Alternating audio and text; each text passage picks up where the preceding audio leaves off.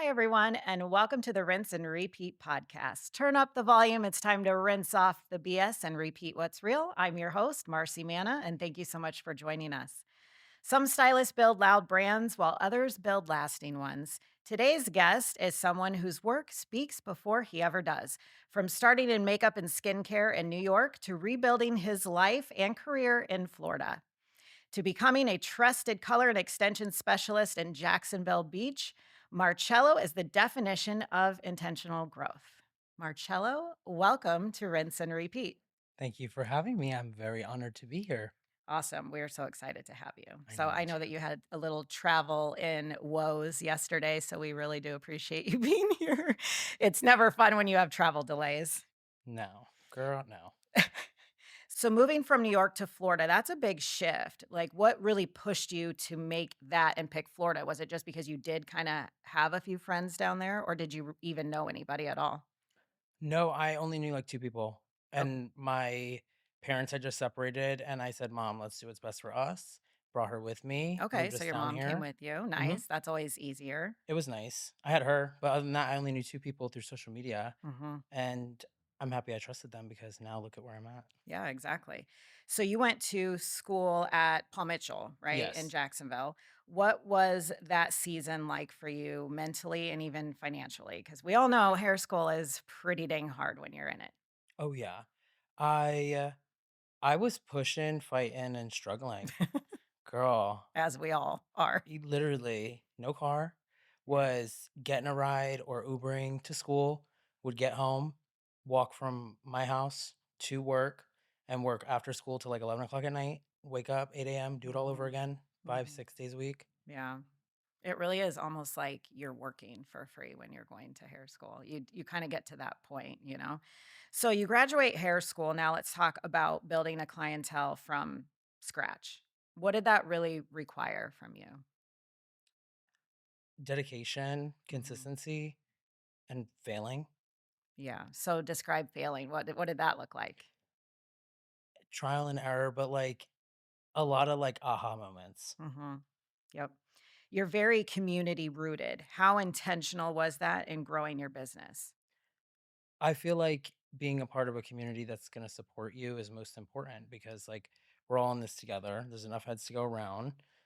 We should be able to uplift each other and support each other in person, behind the scenes, however that looks, Hmm. you know? Hmm. And I feel like that's very important. And I wanted to support people so I can hopefully get that in return. So being in a new state, not really knowing anybody, how did you actually like market that? How did you bring that to life? Social media and trying to study, I guess, the people that were doing what I wanted to emulate. While building your clientele, was there a breakthrough moment? Like, man, this is really working and it's getting people in my chair?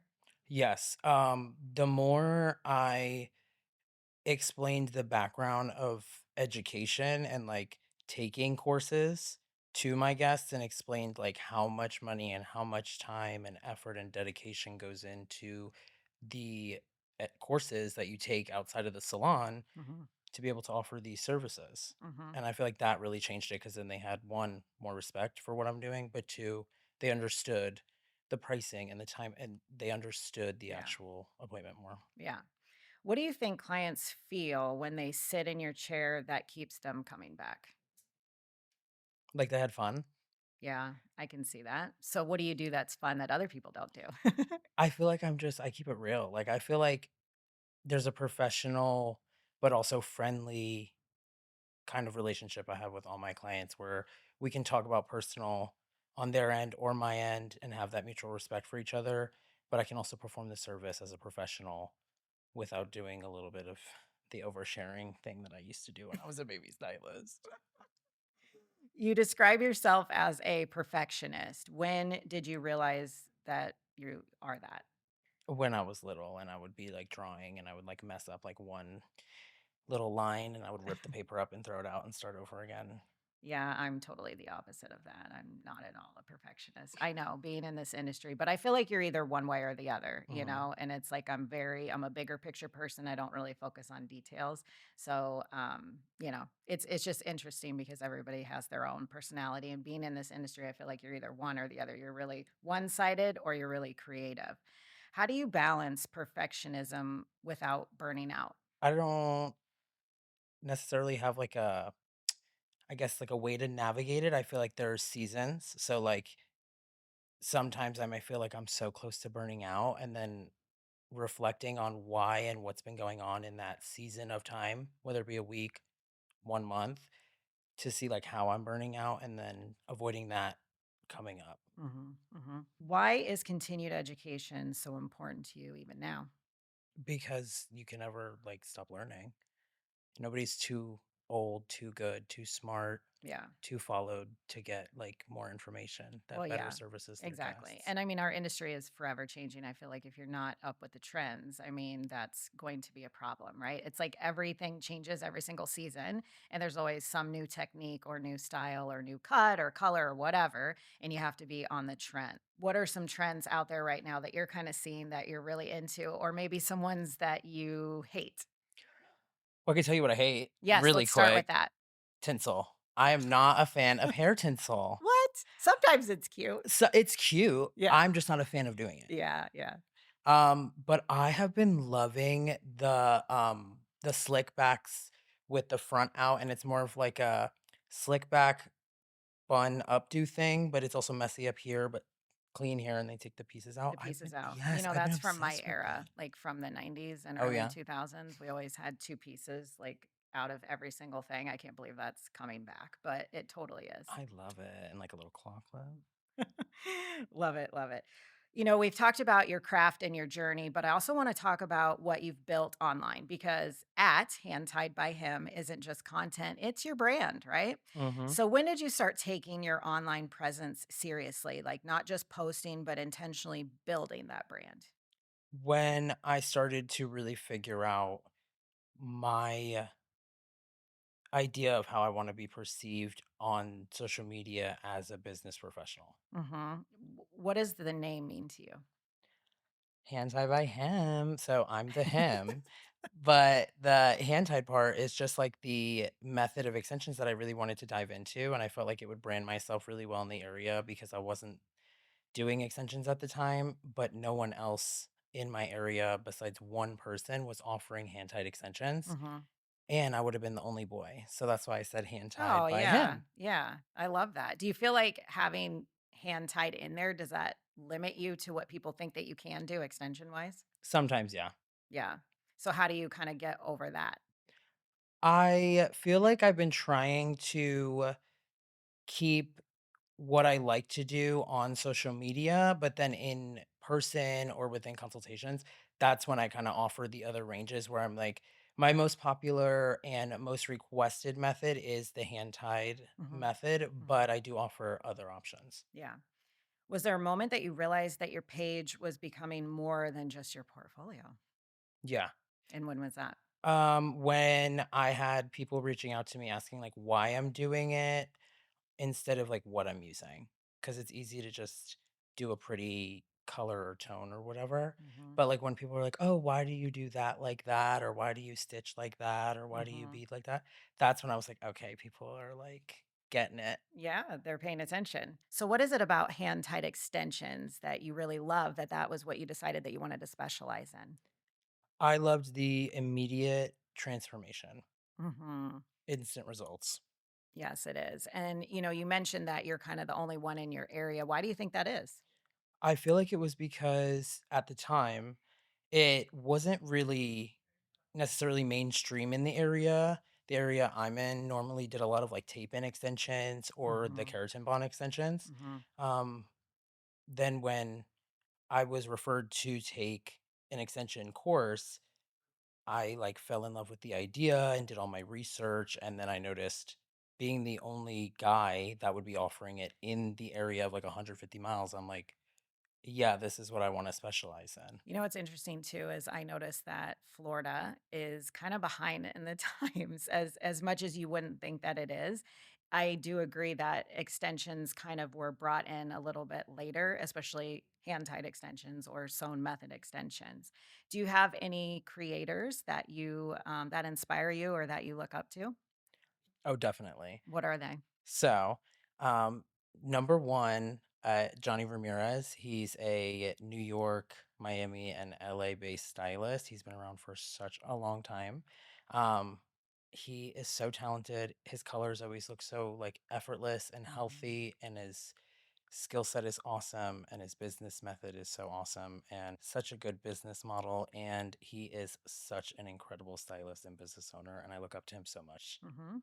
Who else? Um, a friend of mine actually that I met through social media, I kind of look up to him because he has grown so much. His work is amazing. His content is like through the roof. Mhm. His name is Nick Morales. Oh, yeah. He is so, so good at hair.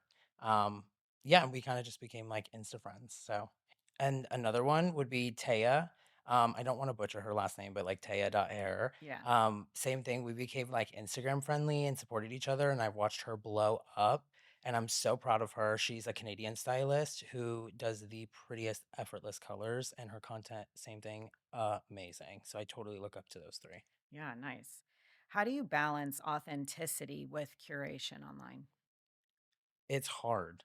It really Mhm. is hard. Like, there's no like way to do it for me. I feel like I really just try to like think hard. Like, do I want my visual presentation to be what this picture or this content or this post that I'm going to do? Does it like relate to my content, my brand, what I want to relay on the internet, you know?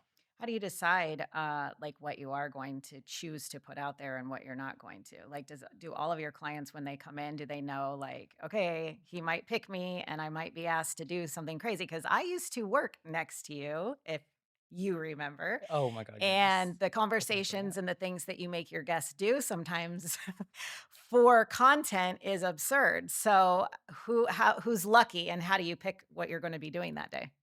Well, because I have that like professional but friendly Hmm. relationship with some of my guests, I know who I can text the week of and be like, here's my idea, XYZ. And then I know who I'm not going to put a camera in front of their face and who's going to say no.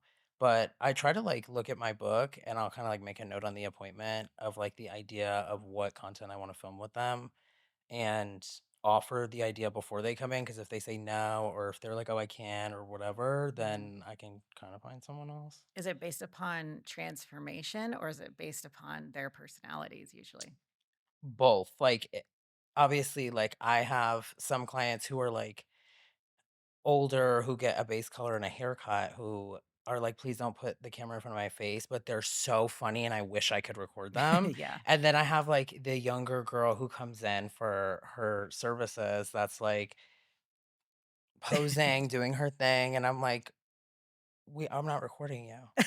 Yeah. I don't even have, like, a camera up yet, we're just taking a before picture, Yeah, like they kinda know to go into that mode of mhm. content So some girls creation. know how to do it, and then Yeah. some girls are not comfortable with it. When you are creating content, like, what matters to you the most? Is it gonna be education, aesthetics, connection, or just consistency with what you are trying to have your brand be? I feel like before let me, like, break this down in kinda like a timeline. Okay, So, that'd be I great. feel like when I started like, the industry, I feel like it was, like, throw up your content, like, bleh, like, Yeah. it needs to be every day, 4 or 5 times a day, like, people need to see what you're doing. Versus as I grew in the industry, made more connections, took more education, and, like, learned how we have to be a part of the social media realm now in this day. I mean, it Mhm. sucks for some people. I love it, but it's part of our job now. Yeah. So once you kind of like tap into that and figure out like, this is where I want to go, this is what I want to be seen as, this is what I want to do, that's when I started to become a little bit more intentional where I'm like, okay, if you Mhm. hate doing short haircuts, do you post That's three me. bobs a month? Versus like, if you only want to do extensions, like, I might do 10 full foils this week and 1 move up, but I'm posting the move up. Mhm. And once I started to think like that, then it started to make sense where, like, my, coworkers would even be like, "Okay, that kinda makes sense, like, I see what you're saying." And then when people online started to do the same thing, I was like, "Okay, this is working. This is how this is how you can market yourself as a professional business and kinda have a brand Mhm. without being too, like, every single picture looks the same." Is there anything that you tried and it, like, flopped or didn't work? Yeah, I feel like the short videos, like Oh, really? yeah, like, every time I would do, like, a before and after where it's, like, a before video from behind and then you like swipe away and go back and it's like the after and it's like 6 seconds. Oh, yeah. They don't really do well. But then like anytime I'm like in the video myself for some reason or like Mhm. talking or behind the chair, it does way better. Well, also I think your consultation videos, because you do a lot of those as well. And I think that people love, hearing well, I mean, how to carry on a conversation, but I think there's a lot of people in our industry that don't know how to like get to the professional recommendation part. And so I think it is, people relate to that. What do you think has helped you grow steadily instead of burnout online? I feel like Probably just like consistency, maybe like the consistent in your posting, like that you do it. no, because I feel like personally, I'm not as a consistent poster as I would like to be. Like, I don't consistently upload my content. I will sit on the couch Sunday, Monday when I'm off, and I will create 10, 12 pieces of content, Mhm. and they will sit there. Like, I don't know why. Like, you can pre schedule, you can do this, but then I'm like, I'm still kind of frustrated with some of the algorithm posting time guide references and stuff where people are like, you should post at 10 p.m. versus 9 a.m. and this day versus this day. So it's more like not being afraid of just like posting your work, but making sure, like I said, like it's intentional, it's on brand, and then you're not like just throwing up content. So, what advice would you give stylists who feel pressure to perform online? Maybe they're new and they don't know what to post. I feel like it always helps to find someone that you look up to Mhm. or someone's page, business, content that you really want to emulate. And then once you do, it's not really copy them, but it's take inspiration. So if you notice that, their lighting is a little lower or they're only posting blondes or whatever their niche is and you like it, you can tie it in without doing the exact same copy and paste that they're doing on their Mhm. page and not being afraid to wait to post. Like you don't have to post 3, 4, 5 times a day for Instagram or for getting followers. You don't need to post like every single day, 24 hours a day. Mhm. It's more about like being intentional. Like I post maybe twice a week, sometimes 3 times a week. It could be a video, it could be 3 pictures. I just feel like that's more intentional and it gets my point across. And I feel like it'll get you the clients that you want in your chair versus just getting people to sit or getting followers. Cause it's really not about followers because Mhm. we do this for an income, Right. And if Yeah. you want to be a social media influencer and stuff, that's a whole different realm. But as far as balancing it as a new baby stylist, I feel like don't put pressure on yourself to post every day and overwork your social media and sit up, at home for 3 hours editing. It's like take a day, make your content, post once or twice a week because it's good versus 6 times a week and it's I could have edited that Yeah. better or I could have did this better or I don't really like doing haircuts, but I still need to post it. You know what I mean? Yeah. Is there any certain video for you that, or any certain type of content that always hits and people always like watch it? The in-person, like, consultations or lately, for me, it's been close-ups of, extension work. So, like, stitch work, bead Yeah. work, Yeah. sectioning, like, that has hit really well, and I've noticed the industry changing to more of, like, a technical Zoom Yes. video versus I doing, agree. like, a huge Yeah. video of, And like, I think everything. like transformations are nice, but I do feel like that's kind of like out, or Mhm. that we kind of have grown from that. I feel like people do want more education, more advice, more support. And that's kind of what they're looking for right now. Yeah. Do you see education or mentorship in your future? Do you think that you'll ever get back into makeup or skincare? Oh, okay. I have so many clients that ask me that where they're like, "What? You didn't tell me you do makeup? You've done my hair for like 5 years." And I'm like, because I don't want to do makeup anymore. I do miss it and I love doing my Hmm. own makeup and I love doing my friends or like a client for a picture. But offering services in skincare and makeup, no, I'm too loud, girl. I love to yap. I'm not doing a facial. I can't Hmm. shut my mouth. I literally would get I kicked wouldn't out of be the able to aesthetics room in either. school. They would be like, "Shh, Marcello, be quiet. We're doing a facial." I'm like, sorry. Like, that's not me. That's And not then me the either. makeup was fun, but for me, it wasn't like the business I wanted to go into. So no, probably not. Yeah.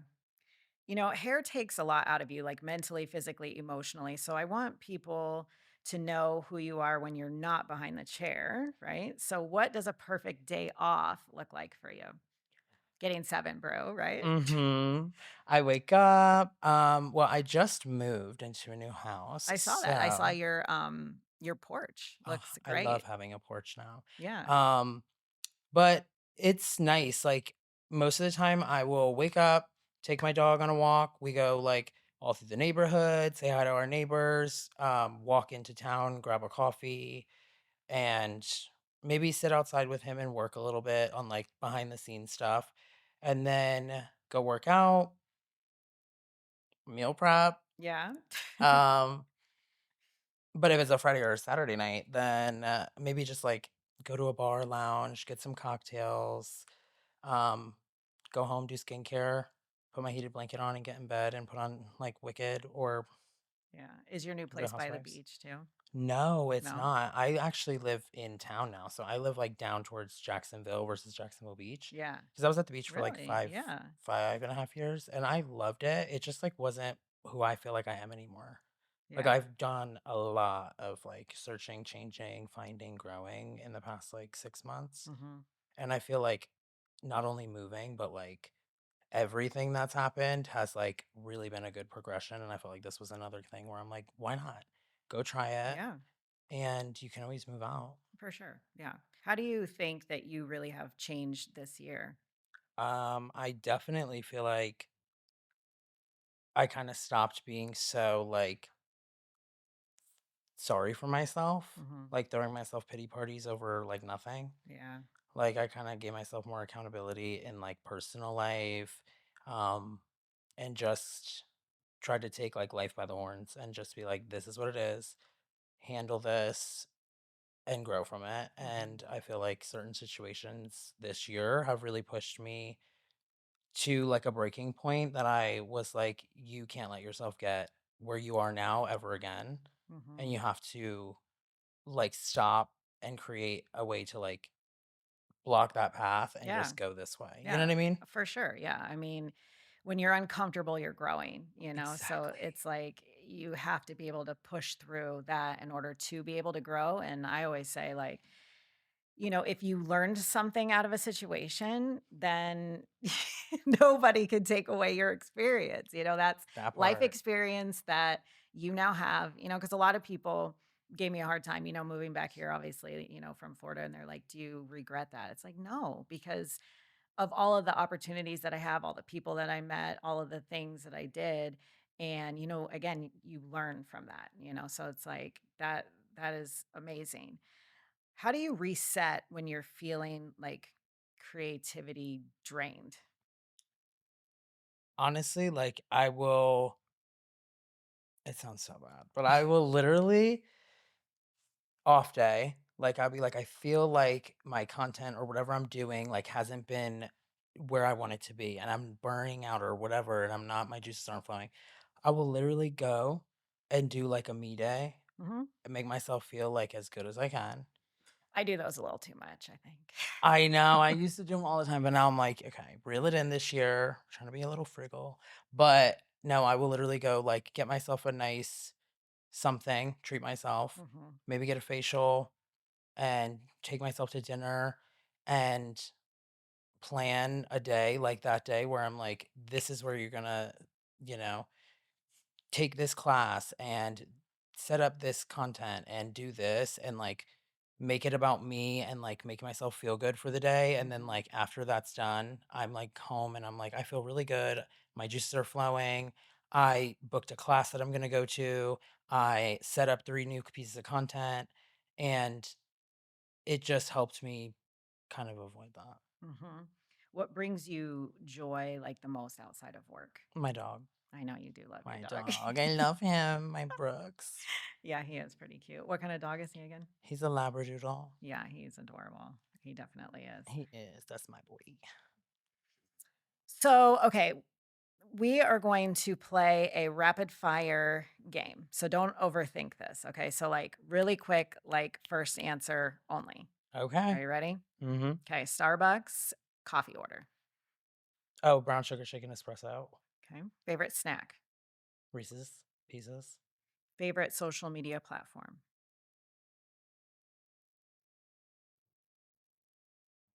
Oh, This is rapid fire. Instagram. Okay. Sorry. Instagram. Had to really think about that one. Your go-to pump up song. Lately, Desire by Max something. It's like a house music song.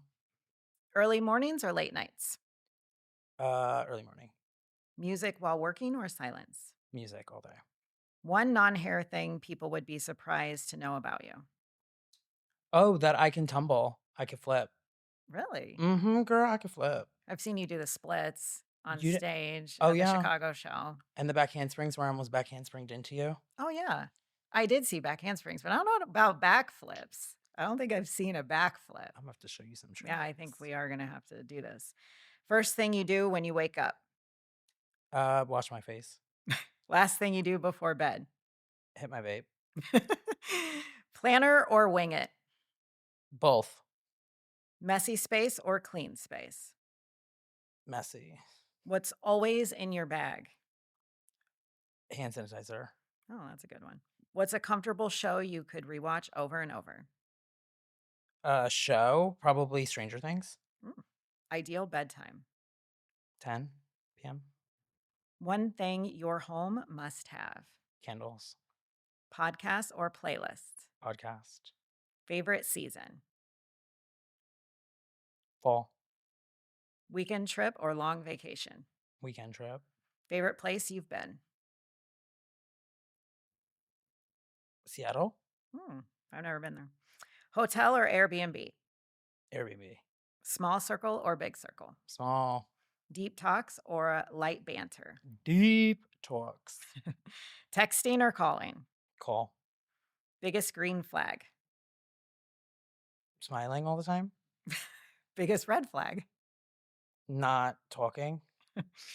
Do you open up easily? Yeah.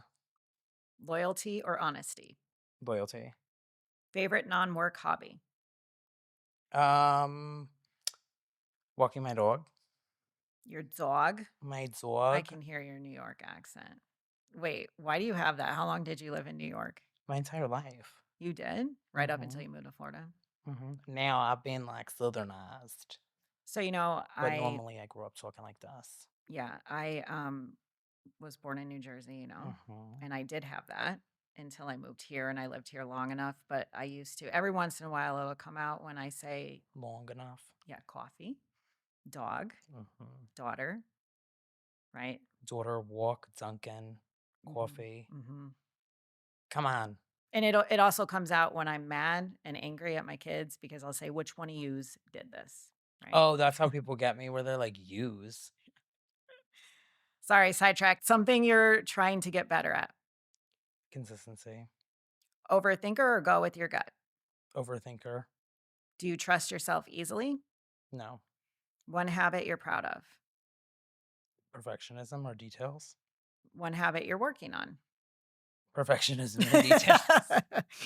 What fills your cup fastest?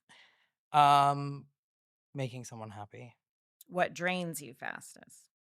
Feeling used. Success equals peace or progress?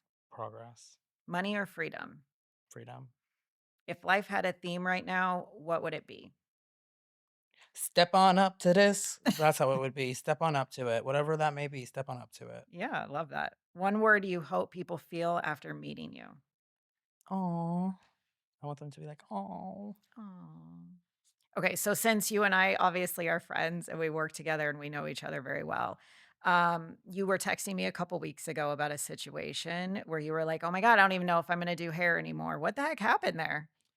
I was in a predicament. So, I was working. I had 3 clients. I did my first one who ended up needing more time and more work than what she pre-booked, Mhm. but it worked out. And then as she was still there as my last guest was arriving and was totally fine, like, hanging out, the last guest was very needed to be catered to, we'll just say that. Mhm. And I can do that, but I also, like, want you to respect me, like, you can't treat me like dog shit and be, Yeah. like, asking for Mhm. the world, so She waited about 5 minutes, had her coffee ready, you know, she gets her consultation, everything's right. My dumbass suggests, "Okay, let's just take your base color and brush it through as a low light." Okay. Now she's hung up and obsessed with that idea, right? Okay. And had already been booked for 3 services and asked for 3 additional. And I'm like, "I could probably do 1 or 2, but let's Mhm. make it work." Then I'm like, "Okay." Stepped away, completed my first client that was still there, walked back and was like, "I don't think I can do that because of the timing, like, it won't work out. Yeah. So I can, like, continue doing that, or we can kinda just leave it how it is and then do that next time." Yeah. Freaked out. Stood up, cursing. There was, like, 4 stylists. They're still working, and I'm, like, in the middle of them, and I'm embarrassed because 'cause I'm like, I don't know any of these clients, Yeah. so, like, they're gonna think, like, I'm some shit show. Yeah. So she's bugging out, like, "You do this to me all the time. You set me up for a false expectation because you said you would do that, and now you're not doing it and blaming me," and Oh, screamed, and I no. was like, "Um, So you've okay." had her before? Yes, Oh, okay. she was recommended to me, Okay. because of that personality type, and I said, "Okay, why?" And they said, "'Cause you can handle those Okay. people," and I said, "I know, but, like, 'cause I don't care, like, just be respectful and I'll be respectful. Yeah. Like, it's your hair. Like, I'm not like, 'Oh, sorry I didn't, like, finish showing your breast augmentation and your silicone slipped out.' Like, I forgot to brush your base color through. Like, let's get a grip. Yeah. People are dying." Yeah. And she screamed, whatever, made me uncomfortable. So I was like, "I'm done. Like, I'm done. We're gonna wash you out and I'm gonna put your low light in and then you can leave wet." And she was like, "No, I have to do pictures tonight. That's not gonna work." I said, "Okay. So then I'm gonna finish the services that you pre-booked and then you'll be good to go." Yeah. In my head, I'm like, "Perfect. I can write her formula down, send her home, and say, like, I'm no longer rebooking you because you can't embarrass me and treat me like Yeah. that. Like, I've done your hair for over a year and it's fine every time." But then you're quick to say I always like, like it's Yeah. double-ended. So then we go wash her out, do her finishing of the gloss, and I go to the back, and it's like a movie. Like, once I finished applying the gloss, I actually went to my station, grabbed everything off of it. Mhm. I grabbed everything off of it like that, walked out to my car, threw it in the back, went to my locker, throwing it into my car. I'm done. And then, like, one of my coworkers is like, What is happening? What's going on?" In the break room, just sitting there. And I said, "I'm done." And she's like, "Oh, you're like quitting?" And I was like, "Mhm." And she's like, "Why? Why? Why?" And I said, "Oh, no, I'm done. I'm not doing hair. Oh my I'm god. going into the Navy. I can't do this anymore." I'd also had The like a Navy? really, yes, it was That's always a like a little dream. I'm like, that "Oh is my a God, that'd be so fun. Get like buff." no, that is a huge Little difference. me, I'm ADHD, I'll be up at the front line, saving the country. No. But I was like, "Whatever, I'm not." I'm like, spiraling because 'cause I'm like, "This is, like, just what I needed on the like, nail on the head." Like, I'm moving, I'm supposed to go to New York. I, like, have so much going on, and I'm Yeah. like, "Girl, take a breath." Like, if she would've just been like, "Okay, you know what? Like, it's really busy, it's holiday season, like, I can totally, totally wait till next time," I would have been like, "Honestly, I have a spot next week where I could just do it, and we'll give you a complimentary blowout with an Mhm. assistant because of not being able to do it." Like, I feel really bad. But she didn't. She behaved Yeah. like a banshee. So I was like, "Let's wash you out and you can go." And then when I put the gloss on, came back, washed it out, I was like, "Let me give you a complimentary treatment." Walked into the back, and then one of the salon owners was talking me off the ledge a little bit. And then, like, I walked back out to rinse out the treatment, and she's gone. I find her talking so poorly and slurring about me, and yeah, it was not pretty. That she is no longer allowed back because of Really? that. Yeah, and I, like, really will say, like, if I didn't have, like, a support system like that where, Yeah. like, you can really just, like, depend on your salon owners, like, having your back where it's like, Yeah. "We see the situation, we got you," and they stand up for you, that's where it's like, "I really don't need to leave the industry, you're being dramatic, like, take a breath Yeah. and grow up." And I did, but that was, like, a situation that, like, I'm not proud of and, like, I failed at where I'm like, I should've just been like, "Okay, sorry, did it." And I told them, like, that's what I was gonna do, but they said no. They didn't let me finish it. They were like, "You need to handle this, Mhm. take your mental break, and we'll figure it out from there because you're not like wrong. Because if someone was treating me the way that she was doing that Yeah. in the middle of the salon, Yeah. unfortunately, I wouldn't have been doing her hair either, Yeah. again. So that was like one of the scariest, but like craziest spirals I've ever had doing Is that hair. the worst client you've ever had? No, What's the worst one? there's like two. That's like one, it was like a year, not even like a year into doing hair. And where I had worked with this person, they like set me up with like someone who they mutually knew but did not know. And she had black underneath her hair and was 10 blonde to her occipital. Oh, jeez. Right. I was a baby stylist. Also, like the pricing, like I was charging like I think 250 for like a platinum card, like everything. Mhm.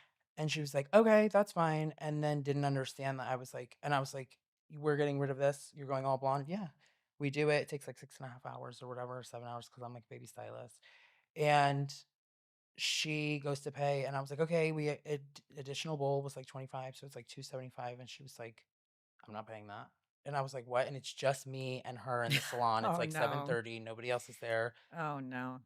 It was so scary. She, like, was, like, shaking, and I was like, "What the heck is going on?" And she went to her purse and, like, took these pills, and then was, Oh, like, on the phone gosh. pacing, and I was like, "What is going on?" So I called, the person who owned the salon and told them, and then they were like, "Oh, hold on, stay on the phone," and then, like, called her with me on the phone in the break room and was like, "Hi, what's going on?" And she was, like, on something and spiraling, Oh, and it was no. just scary, and then, like, the salon owner came and, like, talked her off the ledge and was like, "You don't have to pay, just come back and we, can, like, talk about the price because it's already 8:30 now and you've been here an hour after, he's finished, like, Yeah. come back tomorrow and we'll pay for it," and then she was like, "I'm not paying at all," and then, like, came back, like, a couple weeks later with the person who owns the salon and stayed with her, thank God, but, like, that Oh, was the probably Lord. worst client I've ever had because imagine being, like, a couple months in or whatever, and you get handed not only a platinum card,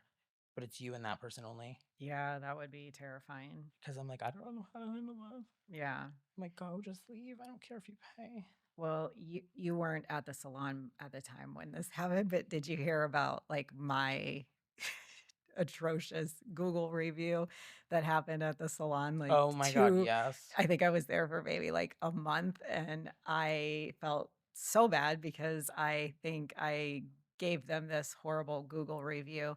But in my defense, if there is one, it's that they knew, and I'm very open that I hate hair cutting, like, I'm very open about that, but anyways, that girl came in, she had, probably, like, collarbone, shoulder length hair, and she showed me this picture, and it was more I'd say, like, just below her chin. It was, like, in between, touching your shoulder and your chin, right? So, like, in that sweet spot.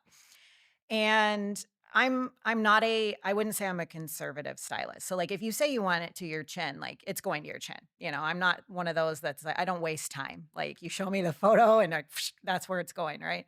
So anyways, I cut it and I will admit it might have been like maybe like 3/4 of an inch shorter than the photo that she showed, but um anyways, instead of saying something, she went and wrote that atrocious, like, Google review against the salon and then, called and complained, and then the owner fixed it by trying to add in hair extensions, but it was funny because then it just kinda escalated from there, but she got her whole family to go in and start doing all of that, and, like, it made me sick, and it made me realize that how quickly, like, people run to social media, and just Google review the shit out of you, right? Like, we Mhm. have to be terrified of those days now. That's the first time that had ever happened to me, and then, of course, I was, like, new to the salon, so I was like, "Oh my god, this is so embarrassing."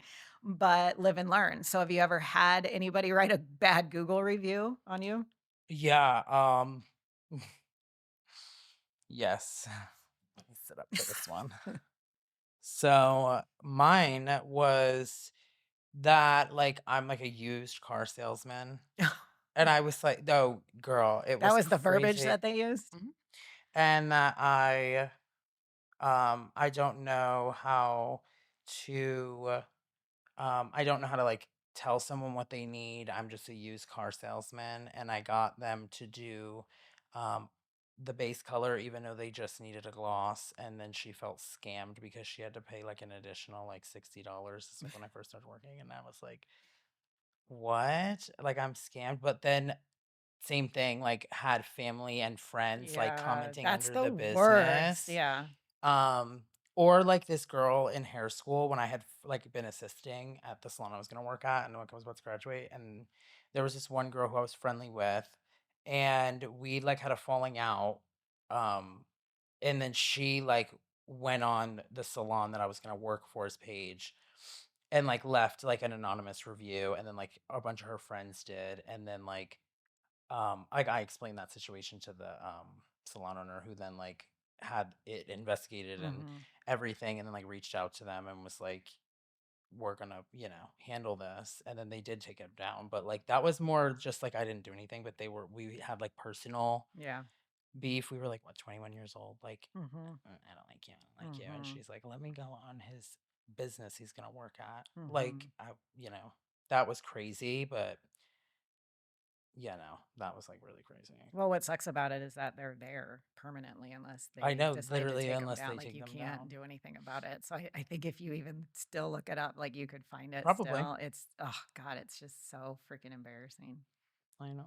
I hated that. What was what was your thought when you were like, Marcella's coming today? Well, I was so excited Okay, because you're good. my bestie from Florida. I know. I know I miss you. I know I miss you. I'm like, maybe I can come out here once in a while, but I need to come in the For spring. what? Yeah, you don't I wanna come know. now. I want to Actually, come today here is not that bad out, but mhm, to you. mhm. No, I know.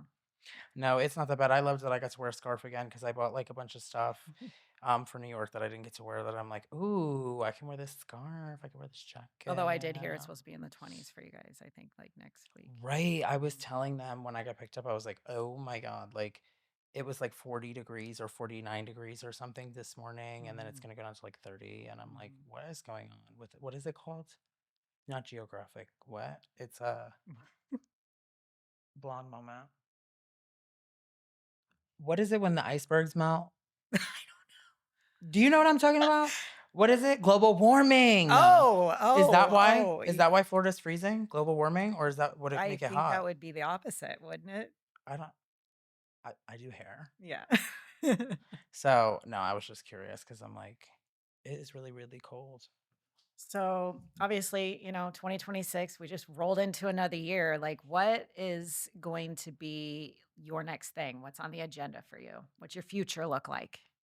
My future, 2026, I really want to make my mood board like happen for real because I did it in 2023. Mhm. Um, I did it in 2024, and then I did it again in 2025 and never stuck to it. Okay. And then I was like, okay, 2025 was not as good. Why? It's because I didn't like follow the mood board. I So, didn't what stick kind to of it. things are on your mood board for this Thank you year? for asking. So no, I was just telling you the process. So for me, on my mood board is definitely going to be like luxury and kind of a different aesthetic. I want to step into like my business and like visual presentation changing, because I feel like internally I've changed and want to just give off like a different new era of like who I've become and who I'm stepping into and the type of clientele that I want, and the stuff I like to do and the image I want to portray. I feel like that's a big one.